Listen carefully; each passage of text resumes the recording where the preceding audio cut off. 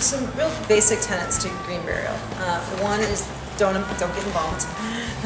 Second is get buried without a vault. You don't need a vault.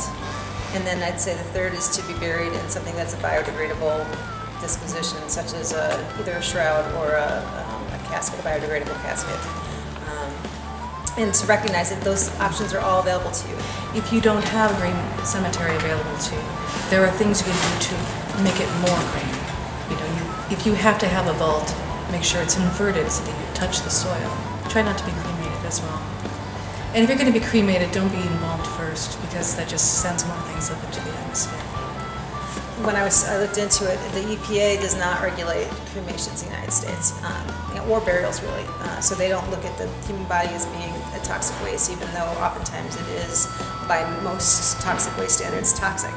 Between our fillings, the things we put in on our skin, the things we put in our hair, the things that we eat, this really makes our bodies pretty toxic. Anything that we put into the cremation, into the crematorium, goes straight up in the atmosphere.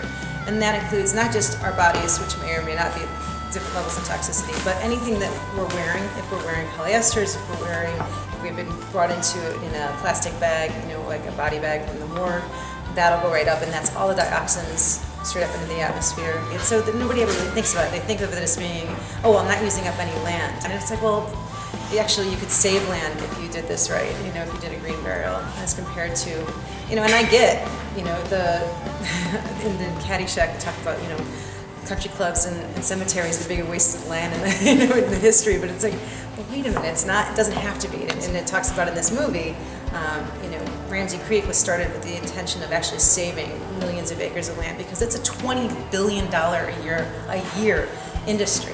So with the $20 billion that's being invested into burying people in these vaults and these caskets and the embalming and all the other things that are going into it, that amount of land you could save and the environment you could save through green burials is impressive. You really should be able to, everyone should have a plan. Have it written down, and at least let somebody you know close to you what it is, where to find it, and sort of your idea. Because when you die, the people who are in charge of your body are the ones who are going to take care of your body. It's essential, because none of us ever think we're going to die, and we all do.